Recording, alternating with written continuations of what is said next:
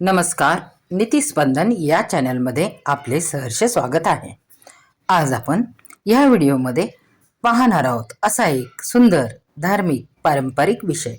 अधिक मास म्हणजे दानधर्म करण्याचा आणि नात्यामध्ये गोडवा निर्माण करण्यासाठी केलेल्या विविध कृतींचा व त्या कृतींद्वारे वाढवणाऱ्या आदर स्नेह यांचा पवित्र काळ. या अधिक मासात आपल्या लाडक्या लेकीच्या सुखी वैवाहिक जीवनासाठी आणि तिच्या नुकत्याच किंवा काही काळ सुरू झालेल्या संसारासाठी आणि अखंड सौभाग्यासाठी एक विशेष अशी प्रथा आपल्या भारतीय संस्कृतीमध्ये केली जाते. ती अनेक प्रांतात देखील केली जाते.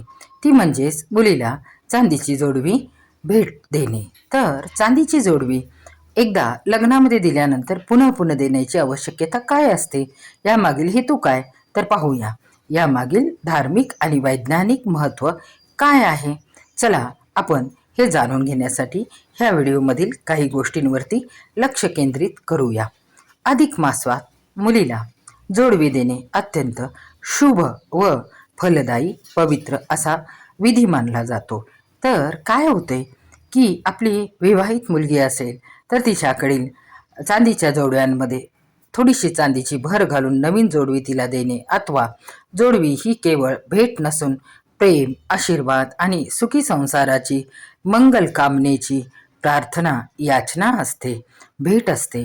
अधिक महिन्यात मुलीला जोडवी देण्याने तिच्या वैवाहिक जीवनात व तिच्या सौभाग्यामध्ये वाढ होते. त्यासाठी हा सौभाग्याचा अलंकार तिला भेट म्हणून दिला जातो आणि पूर्व परंपरेनुसार आपल्याला कोणीतरी काहीतरी दिल्यानंतर आपल्याला आनंद होत असतो, तिला आनंदी करण्याचा हेतू देखील असतो. अधिक महिन्यात मुलीला जोडवी देण्याने पती पत्नीतील समजूतदारपणा व त्यांच्यातील प्रेम, सौहार्द, आयुष्यातील अडचणी कमी होण्यास, सगळ्या प्रकारच्या अडचणी दूर होऊन त्यांना सुख प्राप्त होण्यासाठी मदत होते. असा हा एक छोटासा उपाय असतो. अशी मान्यता आहे की जोडवी घातल्याने पायातील नसा ह्या सक्रिय होतात व आरोग्य सुधारतात. हे ह्यामागील एक कारण आहे. आरोग्याच्या दृष्टीने देखील हे महत्त्वाचे कारण आहे. अशी आध्यात्मिक मान्यता आहे की जोडवी घातल्याने चंद्रदेव शांत होतात व मनशांती मिळते. मुलीच्या आयुष्यात स्थिरता प्राप्त होते. तिच्या वैवाहिक जीवनामध्ये आनंद, सुख, समृद्धी, शांती प्राप्त होते. पद्मपुराण, स्कंदपुराण आणि धर्मशास्त्रात अधिक मासातील सर्व जप, दान, स्नान यांचे विशेष असे महत्त्व सांगितले आहे. या काळात केलेली तीर्थक्षेत्रावरील स्नाने खूप महत्त्वाचे ठरतात. अधिक मासात मुलीला जोडवी देणे म्हणजे तिच्यावरील स्त्रीत्व, वैवाहिक सुख, आरोग्य आणि तिच्या अखंड सौभाग्याची, तिच्या सौभाग्य अलंकाराची कामना करणे, तिच्यासाठी सुखी जीवनाची कामना करणे हे माहेरकडून तिच्यासाठी अपेक्षित असते. चांदी ही चंद्राची धातू मानली गेली आहे. चंद्र मन, शांती, भावना आणि स्त्रीसुखाचे प्रतीक आहे. चंद्र हा शीतल आहे, सुंदर आहे. चंद्रदेवांची उपासना, चंद्रदेवांचे मंत्र या महिन्यात अधिक केले पाहिजे. चंद्राची कृपा प्राप्त होते. जोडवी पायात घातल्याने पायातील नाड्या म्हणजेच नसा यांच्यावर सौम्य दाब पडतो, त्यामुळे आरोग्य सुधारते असे शास्त्रात नमूद करण्यात आले आहे आणि याची प्रचिती बऱ्याच स्त्रियांना आलेली देखील आहे. तसे जर अधिक मासात केलेल्या कोणत्याही दानाचे पुण्य हे कमी नसते, तर ते अनेक पटीने वाढून परत आपल्यालाच मिळत असते. त्यामुळे प्रत्येक व्यक्तीने केलेले कर्म हे त्याच्यासाठी अनेक पटीने वाढून पुण्यच मिळत असते. या दानामुळे पितृदोष, ग्रहदोष कमी होतो. घरात सुख, शांती, समृद्धी वाढते. सुवर्ण अलंकारांची, चांदीच्या अलंकाराची खरेदी झाल्यामुळे घरात भरभराटीचे वातावरण वाटते. अधिक मासात जोडवी दान केल्यामुळे मुलीचा संसार सुखमय होतो. तिला माहेरहून काहीतरी भेटवस्तू प्राप्त झाल्याचा आनंद तिच्या जीवनामध्ये तिला उत्सृत आणि उत्साही करतो. या दानामुळे आयुष्यात स्थैर्य आणि समाधान मिळते. देवाची विशेष कृपा प्राप्त होते, आशीर्वाद लाभतो. मुलीमधील आणि आईमधील नाते अधिक दृढ होते. मुलीच्या सासर व माहेरमधील नाते अधिक दृढ होते, मधुर होते.